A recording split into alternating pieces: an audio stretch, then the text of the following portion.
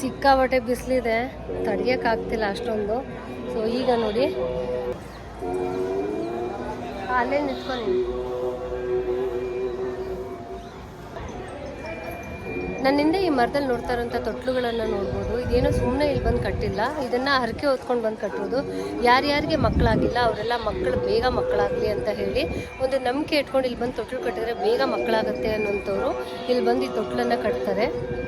ನೋಡಿ, ಇದು ಅರುಣಾಚಲೇಶ್ವರ ಟೆಂಪಲ್ ಏನಿದೆಯಲ್ಲ ಅದ್ರ ಪಕ್ಕದಲ್ಲಿ ಒಳಗಡೆ ನೀವು ದರ್ಶನ ಮುಗಿಸ್ಕೊಂಡು ಹೊರಗಡೆ ಬಂದಾಗ ನಿಮಗೆ ಲೆಫ್ಟ್ ಸೈಡಿಗೆ ಸಿಗುತ್ತೆ ನೋಡಿ.